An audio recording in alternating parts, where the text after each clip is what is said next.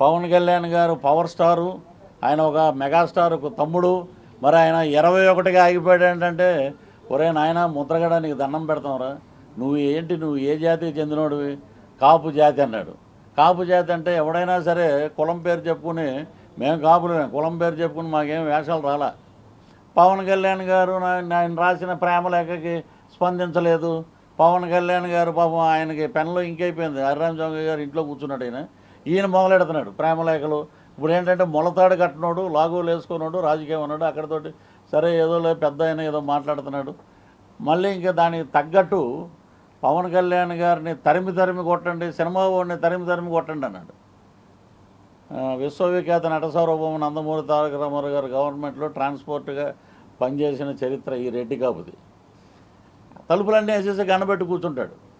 ఈసారి గండబెట్టి కూర్చుంటే పలకరించడానికి కూడా ఎవడు రాడు. కాపులు అనేవాడు ఎవడో లేడు ఇక్కడ, పలకరించడానికి ఎవడు రాడు. సొంత ఇంట్లో ఆయన అంబటి శ్యాంబాబు అని మా మీద పడి ఏడిచాడు. నాతోటి త్రివిక్రమ్ గారు ఫోన్ చేసి, సముద్రగని గారు ఒకటే మాట అన్నారు, ఒక 1 minute క్యారెక్టర్ అయ్యేది, ఒక సెకండ్ ఉంటుందేమో అని అంటే నేను చేస్తానండి అంటే, ఏంటి ఆ క్యారెక్టర్ అని అడిగా. నేను చెప్పిన మాటలు అల్లుడు చెప్పాడు. ఒక దుర్మార్గుడు, ఒక దగులుబాజీ, ఒక లేకి పనులు చేసే ఎదవ, అలాంటి దరిద్రమైన బాధ్యత లేని ఒక ఉన్నతమైన పదవి ఇస్తే దాన్ని పట్టించుకొని ఒక ఎదవ క్యారెక్టర్ అండి మీరు చేస్తారంటే ఒక ఫ్రేమ్ అయినా నేను చేస్తానన్నా. నేను చేశాక నా డ్యాన్స్ పృథ్వీ గారు వేశారు. నువ్వేమన్నా మెగాస్టారా? నీ డ్యాన్స్ మేము ఇమిటేట్ చేయటానికి? వాడు ఒక దగులుబాజీ ఎదవ, ఆడు పనికిమాలిన ఎదవ. ఆయన ఇరిగేషన్ మినిస్టర్ చేశారు. ఆడికి ఏమొచ్చండి అసలు? పొట్ట పొడిస్తే అంబట్ రాంబాబు అని రాయమనండి ఇంగ్లీష్లో. ఇప్పుడు రింగు రాణి రోజా గురించి, డైమండ్ రాణి. మేము ఇక్కడ కాలేజీలో చదువుకున్నాం. మాకు చాలామంది ఫ్రెండ్స్ నగిరిలో ఉన్నారు. ఎక్కువ మంది తమిళన్స్ ఎక్కువ ఉన్నారు, నగిరి వ్యాపారస్తులు. ఈవిడేమో గుడ్ మార్నింగ్ ఎలా అనొచ్చు, ఇలాగ పైకి జన సైనికులను రెచ్చగొట్టాకి గుడ్ మార్నింగ్ అని ఎలా ఉంది.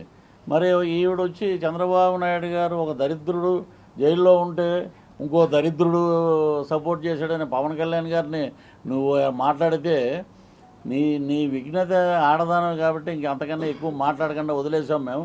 ఒకటే ఆవిడ మినిస్టర్ అయితే మేమందరం ఆ గదిలో, రోజా గారు వస్తున్నారండి అని చిరంజీవి గారు అంటే మేమందరం వీళ్ళు మినిస్టరు ఎవరో అనుకుని, ఈమె వస్తుందంటే మేమందరం గదిలోకి వెళ్ళి కూర్చున్నాం, మేమందరం చూడకూడదని. అన్నయ్య పాపం మంచి హృదయంతో ఆవిడకి పట్టుబట్టలు పెట్టి భార్యాభర్తలు ఆశీర్వదించి వాళ్ళకి భోజనం పెట్టి పంపిస్తే నెక్స్ట్ డే ఈ డైలాగు, పవన్ కళ్యాణ్ గారు గాడిదలాంటోడు, 55 ఏళ్ళు ఉన్నాయి నీ ముడ్డు కింద, నీకు 52 ఉన్నాయి కదా తల్లి నీకు. ఎప్పుడు చూసినా ఇప్పుడు ఎవరైనా మనం అన్నదమ్ముల్ని రాయలసీమలో కానీ ఎక్కడైనా ఆంధ్రప్రదేశ్లో కానీ ఎక్కడైనా సరే అన్నదమ్ములు చూస్తే అన్న బాగున్నాం అన్న అంటాం మనం. ఆనందం చూడాలనుకున్న వాళ్ళందరూ భోగుమంతులంతా పోతున్నారు. ఇప్పుడు మొత్తం ఖాళీ. నేను ఒక యాడ్ చేశాడు, ల్యాండ్ టైటిలింగ్ యాక్ట్ అని. దాని మీద ఏంటో లోకేష్ బాబు మీద కేసు అంట, చంద్రబాబు నాయుడు గారి కేసు అంట. దాని మీద ఎవరు మాట్లాడినా కూడా వారిని అరెస్ట్ చేస్తారంట. అంటే ప్రజలకి మనం మీరు ఈ రకంగా పోతున్నారా నాయన, రాజా అంటుంటాడు. అందుకు బయటికి రమ్మనండి రాజాని. దేత్తడి పోచమ్మ గుడి అయిపోద్ది తెలంగాణలో చెప్పినట్టు. బయటకు వచ్చి మీరు మాట్లాడమనండి. ఇదే తిరుపతిలో నేను ఛాలెంజ్ చేస్తున్నా. తిరుపతిలో ఎక్కడైనా ఒక మీటింగ్లో నిలబడమనండి ఆయన.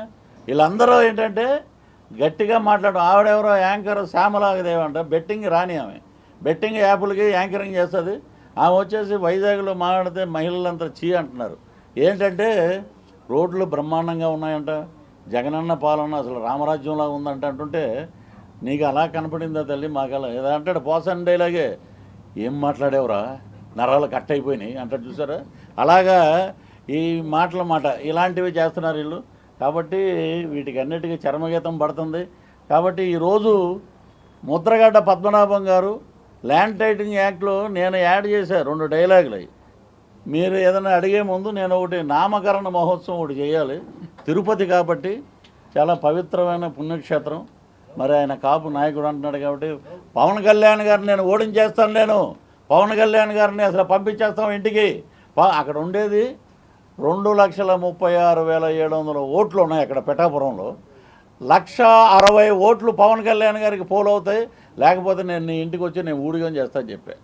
ఒరే నాయన, నీకేం తెలుసురా? నీకు అక్కడ ఎక్కడో కూర్చుని భోజనాలు పెట్టడం, పచ్చడి జాడీలు పంపటం, కాపు నాయకుడు అనే పేరు పెట్టుకోవడం అంత తప్ప నీకేముంది? నీకు ఎప్పుడైనా సరే వస్తారు, ఫస్ట్ రోజు రాగానే ఒక కండ వేస్తారు. నామకరణ మహోత్సవం అసలు ఒరిజినల్గా అయితే మేము బ్రాహ్మణుల్ని వీళ్ళందరినీ పిలిచి బ్రహ్మాండంగా చేద్దాం అనుకున్నాం.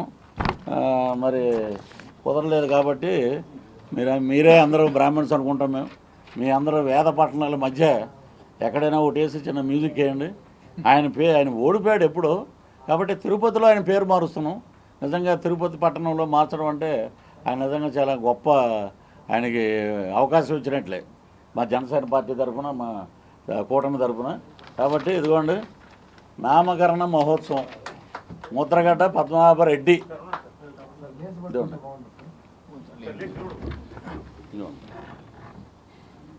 నామకరణ మహోత్సవం ముద్రగడ్డ పద్మనాభరెడ్డి. ఇతను కాపు కాదండి, రెడ్డి అయిపోయాడు.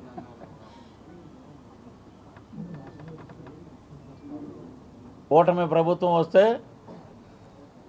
నేను ఒకటే అడుగుతానండి, ఒక్కరోజైనా ఎస్విబిసి చైర్మన్గా అక్కడ ఉండాలి. మీరు చేసిన అన్యాయానికి చెప్పుతో కొట్టాడు రా చంద్రబాబు నాయుడు, ఇదిరా మా కూటమి గవర్నమెంట్ అని చెప్పి నేను చెప్పాలి అక్కడ.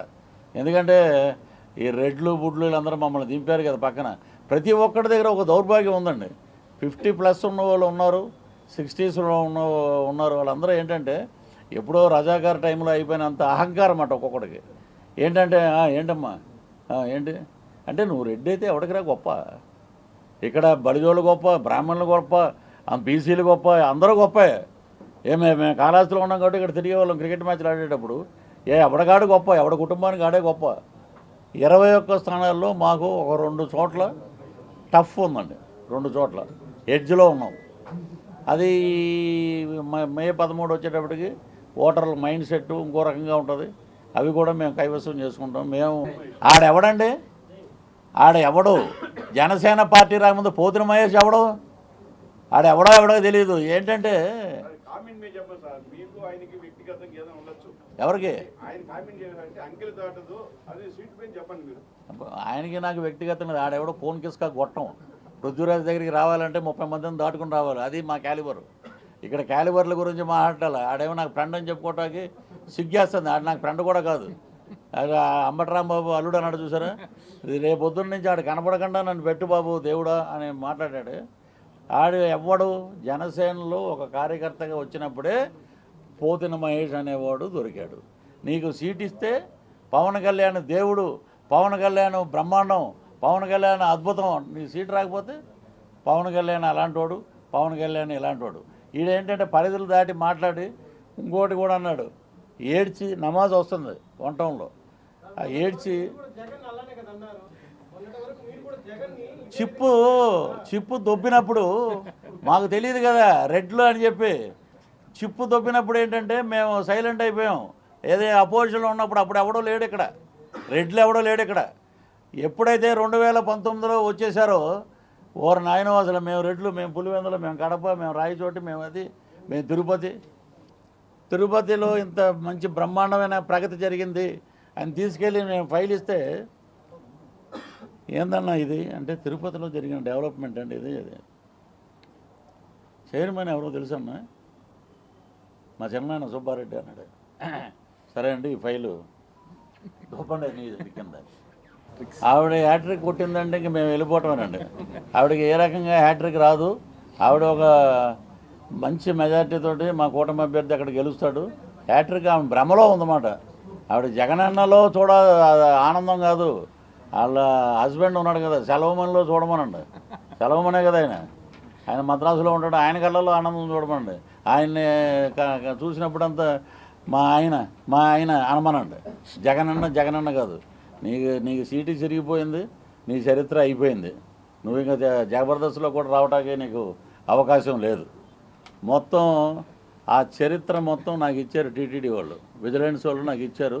దాంట్లో అదేమంటారు దాన్ని, గొంతు పంపిస్తారు మనం ఎక్కడికి టెస్టింగ్ పంపిస్తారు ఇక్కడ, నార్కో ఏదో అని, మేము ఏదో డ్రగ్స్ తిన్నట్టు అక్కడ ఎక్కడో. ఇప్పుడు మామూలుగా సుప్రీంకోర్టు జడ్జి గారు తీసుకెళ్ళి ఇచ్చాం, ఇస్తే అదంతా కాపీ అంటే తీసుకొచ్చి ఇచ్చాడు నాకు.